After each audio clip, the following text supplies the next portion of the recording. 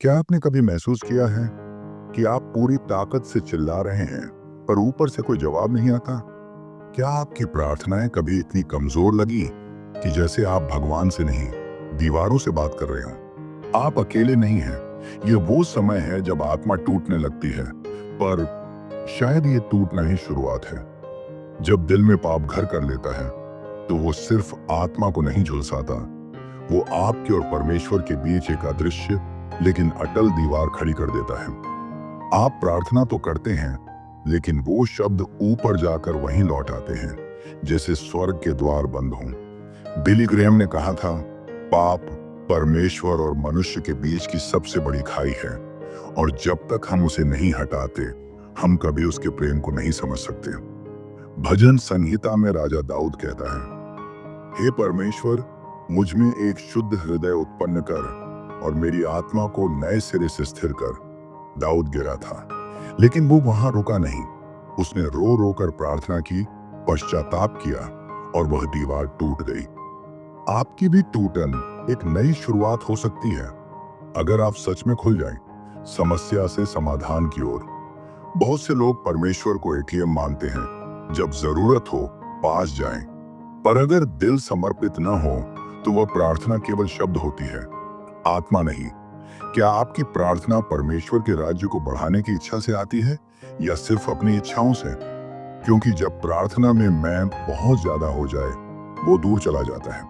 दिल जो टूटा वही परमेश्वर को छूता है। परमेश्वर आपकी आवाज नहीं, आपका दिल सुनना चाहता है। स्वार्थी प्रार्थना वैसी ही होती है जैसे बिना पते के चिट्ठी, वो कभी मंजिल तक नहीं पहुंचती। प्रार्थना तब शक्तिशाली होती है जब वो किसी रटे हुए शब्दों की सूची नहीं, बल्कि टूटे हुए हृदय की सिसकी हो। बिली ग्रेहम ने कहा था, परमेश्वर पवित्र लोगों की तलाश में नहीं है, वो ऐसे लोगों को चाहता है जो अपने टूटेपन में उसे पुकारें। जब यीशु गेतसमने में था, उसने कहा, मेरी नहीं परंतु तेरी इच्छा पूरी हो। यह है सच्ची प्रार्थना, अपनी इच्छाओं को परमेश्वर की इच्छा के अधीन करना। क्या आपने खुद को सच में क्षमा किया? कई बार हमारी प्रार्थनाएं इसीलिए नहीं सुनी जाती क्योंकि हम दूसरों को माफ नहीं कर पाते। क्षमा एक विकल्प नहीं है, यह आत्मा की स्वतंत्रता की कुंजी है। सोचिए, एक आदमी बार बार परमेश्वर से मदद मांग रहा है, लेकिन अपने ही भाई के प्रति क्रोध से भरा है। क्या वह प्रार्थना सुनी जाएगी?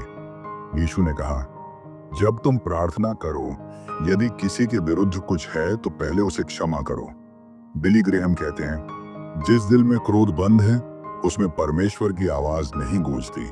गर्व प्रार्थना का सबसे बड़ा दुश्मन। गर्व वो आवाज है जो कहती है, मैं सब कुछ खुद कर सकता हूं, मुझे परमेश्वर की जरूरत नहीं। लेकिन आत्मा कहती है, हे प्रभु, तेरे बिना मैं कुछ भी नहीं हूं। यीशु ने दो लोगों की कहानी सुनाई, एक फरीसी और एक चुंगी लेने वाला। फरीसी ने घमंड से प्रार्थना की, मैं दूसरों से अच्छा हूं। चुंगी लेने वाला रोकर बोला, हे परमेश्वर, मुझ पापी पर दया कर। और परमेश्वर ने विनम्र को सुना, घमंडी को नहीं। बिली ग्रेहम ने कहा, परमेश्वर कभी भी गर्व के साथ नहीं चलता, वो हमेशा नम्रता के साथ चलता है।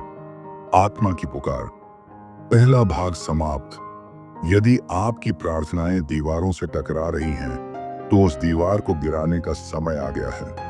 अपने घमंड को गिराइए, कड़वाहट को मिटाइए, अपने घावों को सामने लाइए और एक नया शुद्ध हृदय लेकर परमेश्वर के पास आइए। क्योंकि जब आत्मा ईमानदारी से पुकारती है, तो स्वर्ग उत्तर देता है। कभी कभी हम रोशनी के लिए इतना तरसते हैं कि अंधेरा भी अपना लगता है। कभी प्रार्थना करते हुए लगने लगता है कि क्या सच में कोई है जो सुन रहा है। लेकिन परमेश्वर की चुप्पी हमेशा उसकी अनुपस्थिति का प्रमाण नहीं होती। कभी कभी वह तब चुप होता है जब वह सबसे ज्यादा काम कर रहा होता है। Faith isn't believing that God can, it's believing that He will, even when you see nothing. Billy Graham, आत्मा की चुप सिसकियां। आपने कभी वो पल महसूस किए हैं जब आप जमीन पर गिरकर रोते रोते थक जाते हैं, लेकिन फिर भी कोई जवाब नहीं आता? आप सोचते हैं, मैंने क्या कमी रखी, क्यों मैं रो रहा हूं और आकाश फिर भी चुप है? लेकिन आत्मा जानती है, परमेश्वर चुप हो सकता है पर अनुपस्थित नहीं। याकूब कहता है, धीरज धरो क्योंकि प्रभु का न्याय आने वाला है। जब जीवन के बादल गहरे हो जाते हैं, जब उत्तर नहीं मिलते, तभी असली विश्वास जन्म लेता है। कहानी, एक माँ की चुप पुकार। एक माँ थी, नाम था शोभा। उसके बेटे को गंभीर बीमारी थी। डॉक्टरों ने कहा आशा नहीं बची। शोभा हर रात प्रभु के सामने घुटनों पर बैठती, आंसुओं से बाइबल गीली हो जाती। लेकिन महीनों तक कोई चमत्कार नहीं हुआ। लोग बोले, क्या फायदा, तेरी प्रार्थनाएं व्यर्थ हैं। पर उसने जवाब दिया, मेरी प्रार्थना भगवान को बदलने के लिए नहीं, खुद को थामे रखने के लिए है। और फिर एक रात चुपचाप उसके बेटे ने अपनी आंखें खोली। परमेश्वर देर करता है पर इनकार नहीं। बिली ग्राहम कहते हैं, जब तुम्हें लगता है कि परमेश्वर सबसे शांत है, वह तब सबसे गहराई से काम कर रहा होता है। जब विश्वास की लपट टूटे हुए दिल से उठती है, हर चोट एक दरार है जिससे परमेश्वर की रोशनी भीतर आती है। जब आप अपने सारे शब्द खो देते हैं और बस आंसू बचते हैं, तो वही क्षण होता है जब स्वर्ग सबसे निकट आता है। यीशु ने कहा, धन्य हैं वे जो रोते हैं क्योंकि वे शांति पाएंगे। जब यीशु लाजर की कब्र पर पहुंचे, वो जानते थे कि उन्हें उसे जीवित करना है। फिर भी उन्होंने रोया। क्यों? क्योंकि वो सिर्फ चमत्कार नहीं, आपके आंसुओं को भी समझते हैं। Jesus didn't just come to fix your life, he came to feel your pain. Billy Graham छिपा हुआ बोझ, जिसे हम कहते हैं ठीक हूं। बहुत से लोग हंसते चेहरे पहनकर टूटे हुए भीतर चलते हैं। मैं ठीक हूं एक सबसे बड़ा झूठ बन गया है। परमेश्वर उन जगहों में काम करता है जो दुनिया नहीं देखती। वो उन घावों पर मरहम रखता है जो आपने किसी को दिखाए भी नहीं। बिली ग्रेहम ने कहा था, God does his deepest work in your darkest hours. कहानी, क्षमा की कीमत। राजेश नामक व्यक्ति ने अपने सबसे अच्छे दोस्त से धोखा खाया। उस दोस्त ने उसके पूरे व्यापार को छीन लिया, उसे कर्ज में डुबो दिया। राजेश टूट गया, दिल, विश्वास सब बिखर गया। उसने कहा, मैं माफ नहीं कर सकता, कभी नहीं। लेकिन प्रार्थनाएं बेअसर होने लगी, मन अशांत रहने लगा। एक रात उसने घुटनों पर गिरकर रोते हुए कहा, हे परमेश्वर, मैं माफ करना चाहता हूं पर मैं कर नहीं पा रहा। तभी भीतर एक आवाज आई, क्या मैंने तुझे तेरे सारे अपराध नहीं माफ किए? राजेश ने आंखें बंद की और उसी दोस्त का नाम लेकर कहा, मैं तुझे माफ करता हूं। और उस रात पहली बार उसकी आत्मा को शांति मिली। यीशु ने क्रूस पर कहा, हे पिता, इन्हें क्षमा कर, क्योंकि ये नहीं जानते कि ये क्या कर रहे हैं। क्या आप भी किसी को पकड़कर बैठे हैं? क्या वो घाव आज भी आपके दिल में चुभते हैं?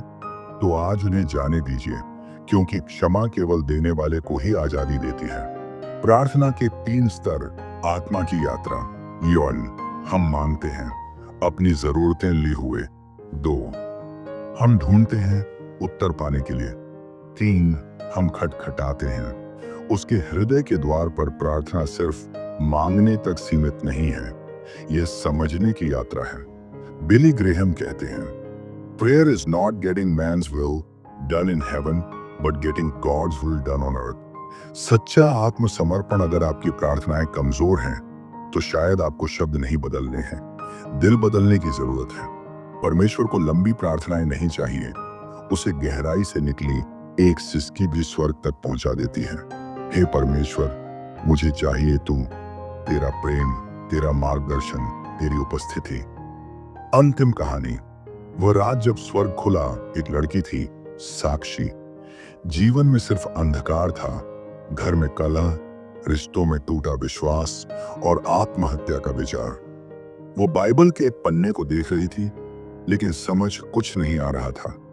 उसी पन्ने पर लिखा था, प्रभु निकट है, उनके जो टूटे हृदय से उसे पुकारते हैं। वो फूट फूट कर रो पड़ी, कहने लगी, मैं टूट गई हूं, मैं तेरे बिना कुछ भी नहीं प्रभु। और उसी क्षण जैसे कोई बोझ उतर गया। उसके कमरे में सब वैसा ही था, लेकिन उसकी आत्मा बदल चुकी थी। अब वो दूसरों के लिए प्रार्थना करती है जो कभी उसी अंधेरे में थे। अंतिम संदेश, आपकी आत्मा से प्रिय आत्मा, अगर आपने यह सब महसूस किया, अगर आपकी आंखें भीगी हैं, अगर आपकी आत्मा कांपती है तो जान लीजिए यह कोई संयोग नहीं था। परमेश्वर आज भी बोलते हैं। वो आपको देख रहे हैं। वो चाहते हैं कि आप लौट आएं। बिली ग्राम ने कहा, God never turns away a broken heart that seeks him. अगर इस वीडियो ने आपके हृदय को छू लिया हो, अगर आपने एक पल के लिए भी परमेश्वर की उपस्थिति को महसूस किया हो, तो इसे अपने पूरे परिवार और आत्मिक मित्रों के साथ साझा करें। यहाँ हर वीडियो एक आम संदेश नहीं, बल्कि परमेश्वर की आत्मा की प्रेरणा से जन्मी सोच है। तो आइए इस आत्मिक यात्रा में हमारे साथ चलिए, क्योंकि जब सोच यीशु से जुड़ती है तो जीवन बदल जाता है।